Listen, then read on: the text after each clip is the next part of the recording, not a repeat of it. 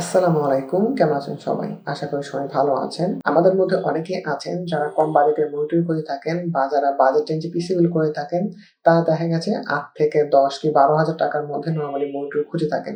তো আজকে আমি এই বাজেট রেঞ্জে এরকম আপনাদেরকে একটা মনিটর রিভিউ দেব, যেটা আমার মতে যারা বাজেটে বা লোয়ার বাজেট রেঞ্জে মনিটর খুঁজছেন তাদের জন্য খুব ভালো একটা চয়েস হতে পারে। তো আজকে আমি যে মনিটরটা রিভিউ করব সেটি হচ্ছে কি Hikvision-এর, যার মডেল হচ্ছে DS-D5022F2-2P2। মডেলটা একটু লম্বা, সো আপনাদের মনে রাখাটা একটু কষ্ট হতে পারে। তো বরাবরের মতোই আপনাদের সাথে আছি আমি আব্দুল আল মামুন। আপনারা দেখছেন টেক টাইমস বিডি।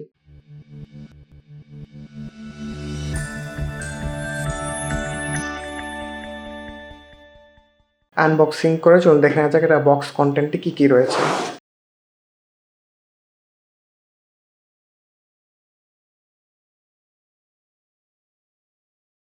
এবং উপরের প্রোটেক্টিভ ফোমটি সরানোর পরে আমাদের মনিটরটি চলে আসছে। আমাদের এখানে রয়েছে একটি HDMI কেবল,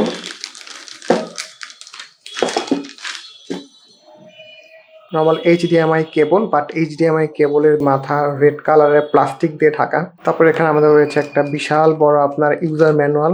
তারপর আমাদের রয়েছে এই মনিটরের স্ট্যান্ডটি, ভি শেপের এই স্ট্যান্ডটি হচ্ছে কি আপনার পুরোটাই মেটেলের, ব্ল্যাক কালারের। তারপর আমাদের হচ্ছে এখানে আরেকটি পেপার, কিভাবে আপনি মনিটরটি সেট আপ করবেন ওইটার বিষয়ে আপনাদেরকে দিক নির্দেশনা দেওয়া আছে পেপারটিতে। তারপর সবার শেষে এখানে একটা রয়েছে বক্স, এবং এই বক্সটির ভিতর রয়েছে আপনার স্ট্যান্ডটিও হচ্ছে আপনার মেটালের, ব্ল্যাক কালারের, এটা ফুল মেটাল। তারপর সবার আসলে রয়েছে আমাদের একটা এখানে পাওয়ার অ্যাডাপ্টার। তো এই থাকছে আমাদের বক্স কন্টেন্টটি। এই মনিটরটি আপনার ইনস্টলেশন কিন্তু আপনার টুললেস নয়। নর্মালি আমরা মনিটরগুলো যেরকম টুললেস ইনস্টলমেন্ট দেখে থাকি, এইখানে আপনার এই মনিটরটি আপনার মনিটর স্ট্যান্ডের সাথে দেখতে পাবেন একটি ছোট স্ক্রু দেওয়া আছে। এই স্ক্রুটির সাহায্যে আপনি একটি স্ক্রু ড্রাইভার দিয়ে এটাকে আপনি এভাবে কানেক্ট করতে পারবেন। দেন আপনি এটাতে আমাদের মনিটরের সাথে কানেক্ট করা লাগবে। মনিটরটি বেস প্লেটে বসিয়ে হালকা ভেতরের দিকে চাপ দিলে আপনার মনিটর স্ট্যান্ডটি লেগে যাবে।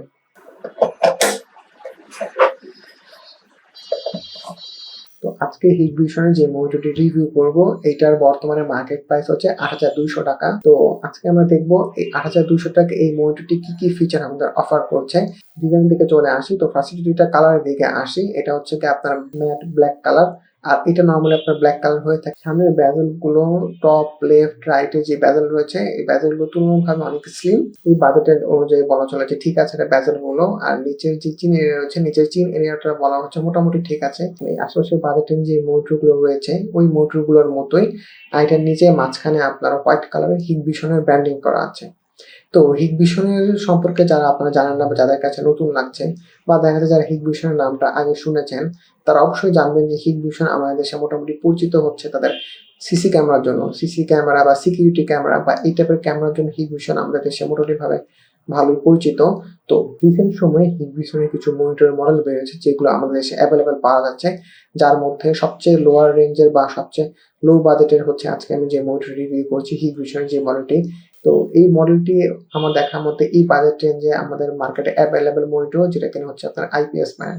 এবং এটার আসলে ড্রব্যাক গুলো কি কি ওটা আসলে আজকে আমরা খুঁজে বের করবো। যেটা যদি সাইড প্যানেলটা যদি দেখি, সাইডে দেখতে পারলে আমরা বুঝবো যে খুব বেশি একটা আপনার স্লিম নয় এই মনিটরটি। ব্যাকে আমরা দেখতে পাবো যে একদম খুবই সিম্পল মিনিমাল একটা লুক দেওয়া হয়েছে। এখানে মাঝখানে আপনার 75x75 মিলিমিটার VESA অল মাউন্টের সুবিধা দেওয়া আছে। আর এখানে দুই পাশে দুটো আপনি কাট আউট দেখতে পারবেন। এই কোণটাতে আসলে স্পিকার নেই। প্রথমে হয়তো অনেকেই আপনার ভুল করে বসতে পারেন যে এটাতে হয়তো আপনার বিল্ট-ইন স্পিকার দেওয়া আছে, বাট এটাতে কোনো স্পিকার দেওয়া নেই। পিছনে যদি পোর্টসের দিকে চলে যায়, এখানে সিম্পল আপনার দরকার 3টা পোর্টসে দেওয়া আছে। একটা হচ্ছে গিয়ে আপনার এখানে 12 ভোল্টের একটা পাওয়ার অ্যাডাপ্টার পোর্ট দেওয়া আছে, VGA পোর্ট।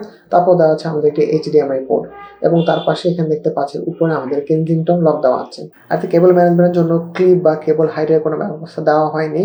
আর এটাতে আপনারা শুধু টিল্টের অপশন পাবেন, কোনো হাইট অ্যাডজাস্টমেন্ট অথবা রোটেশনের কোনো অপশন এই জায়গায় থাকছে না, যেটা খুবই নর্মাল। আসলে এই বাজেট রেঞ্জে এই জিনিসগুলো আসলে না থাকাটাই খুবই স্বাভাবিক। আর আরেকটা জিনিস হচ্ছে আপনার এখানে নিচে যে আপনার সামনে যে ইন্ডিকেটরগুলো দেখতে পাচ্ছেন, এখানে আপনি যে পাওয়ার বাটনের উপরে যে ইন্ডিকেটরটা দেখতে পাচ্ছেন, এটার পাশে আপনি দেখতে পাচ্ছেন যে আরেকটি ইন্ডিকেটরের মতো একটা লাইটিং অপশন দেখতে পাচ্ছেন।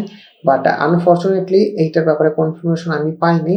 ইউজার ম্যানুয়ালও দেখতে পাচ্ছেন যে এটা আসলে তেমন কোনো ইনফরমেশন দেওয়া নেই। আর এখানে আরেকটা বিষয় হচ্ছে ইউজার ম্যানুয়ালটা যদি এখানে খুলেন তাহলে এখানে দেখতে পাবেন যে মনিটর স্ট্যান্ডটিতে আপনার কেবল ক্লিপিং এর জন্য একটা ক্লিপ সিস্টেম দেওয়া আছে, বাট আপনারা যদি এই মনিটরের দিকে তাকান তাহলে দেখতে পারবেন যে এরকম কোনো ক্লিপ এই মনিটরে দেওয়া নেই। তো এটার ডিজাইন এবং আউটলুক সম্পর্কে বললাম। তো এখন যদি ডিসপ্লের দিকে আসি, এটা হচ্ছে গিয়ে 21.45 ইঞ্চের একটি আইপিএস মনিটর, যার রেজলিউশন হচ্ছে 1920x1080, আর এটার ডিসপ্লে টাইপ হচ্ছে ইএলইডি। তো ইএলইডি হচ্ছে গিয়ে আপনার এডস লিড এলইডি। নর্মালি আমাদের মার্কেটে যেই আইপিএস মনিটরগুলো পাওয়া যায়, যে মনিটরগুলো হয়ে থাকে সেগুলো নর্মাল হয়ে থাকে আপনার ডিএলইডি, মানে ডাইরেক্ট লিড এলইডি।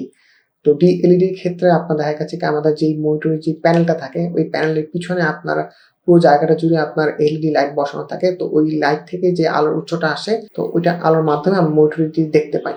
বাট ইএলইডির ক্ষেত্রে হচ্ছে কি আপনার মনিটরের যেই দুই পাশ রয়েছে বা মনিটরের সাইড থেকে দেখা গেছে কি আপনার এলইডি গুলো বসানো থাকে এবং ওই এলইডি থেকে যে আলোটা আপনার উৎপন্ন হয় ওইটা ডিফিউজারের মাধ্যমে আপনার পুরো ডিসপ্লেতে আপনার ছড়িয়ে দেওয়া হয়। তো এই ক্ষেত্রে দেখা গেছে কি আপনার ইএলইডি ডিএলইডি থেকে আপনার ম্যানুফ্যাকচারিং গত কস্ট অনেকটা কম পড়ে এবং ইএলইডিতে আপনার ডিএলইডির তুলনায় প্রায় 7 টাইম কম আপনার এলইডি প্রয়োজন পড়ে, যেটা দেখা গেছে কি আপনার ম্যানুফ্যাকচারিং দিক দেখে আপনার অনেক কস্ট সাশ্রয়ী হয়।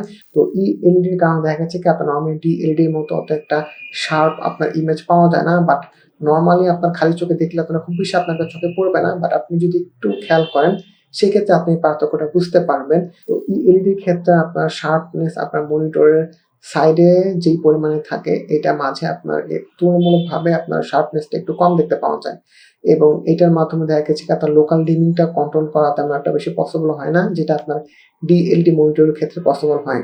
কারণ ডিএলডি মনিটরের ক্ষেত্রে আপনার প্রয়োজন অনুযায়ী যে কোনো জায়গায় এলইডি লাইটগুলো অফ করে দিয়ে আপনার ব্ল্যাক লেভেলটাকে কন্ট্রোল করা যায়।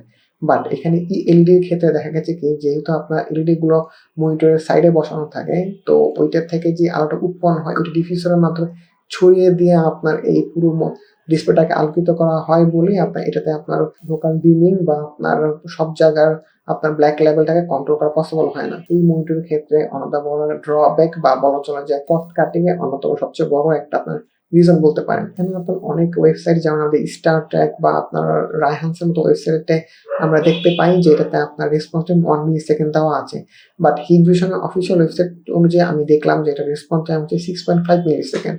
তো আমার মনে হয় এখানে একটু আপনার ইনফরমেশনে একটু মিসম্যাচ রয়েছে।